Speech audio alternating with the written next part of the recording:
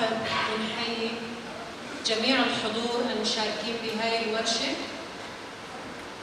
فإن مشاركتكم هو دليل واضح على مدى حرصكم وسعيكم الحثيث لما تصبو إليه الإدارة الذاتية الديمقراطية للوصول إلى أسمى درجات الديمقراطية والتشاركية نظرا للظروف التي يمر بها العالم والمنطقة وسوريا عامة، والتي تشهد أزمات وصراعات وحروب، حيث أصبح الأمن والاستقرار العالمي في حالة تهديد والأمن الغذائي العالمي في حالة خطر.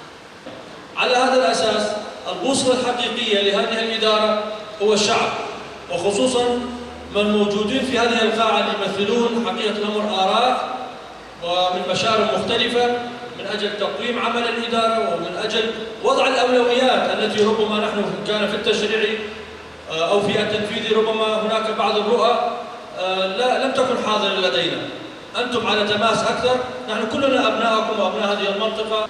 لتضع حاجة المواطن بشكل لائق بإنسانيته مع اتباع كل السبل لتحقيق التنمية البشرية والمادية باستخدام أمثل المفاهيم لتطوير المجتمع، بالإضافة لمراجعة جملة القوانين والتشريعات والأنظمة الداخلية والهياكل التنظيمية لرسم المهام لتكون بالدرجة الأولى في خدمة المؤسسات والمجتمع، والتوجه بالعمل نحو رفع القدرات من خلال التدريب والتأهيل في كافة المؤسسات ورفعها بالكفاءات العلمية لمواكبة التغيير الدائم والمستمر عبر التجربة.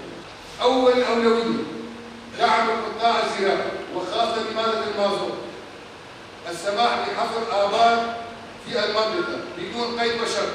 لا حدا يقول لي والله ما في مي، جففوا 1500 بير في منطقة راس العين قبل زمان، جففناهم قبل الوقت، جففوا الآبار وجففوا قبل المطعم. طالبنا في أحد اللقاءات مع الإدارة الذاتية بالرياض كيلو البندورة بالموسم يصير 500 ويجي يشوفوا طبعا كشف على ساق عليها 60 دولار يعيشوا الولادة، ما يصير هذا عن بيانه. وإن شاء الله تكون مازالت عام 2023 تلبي طموحات شعبنا في حياة حرة كريمة، وشكرا لكم.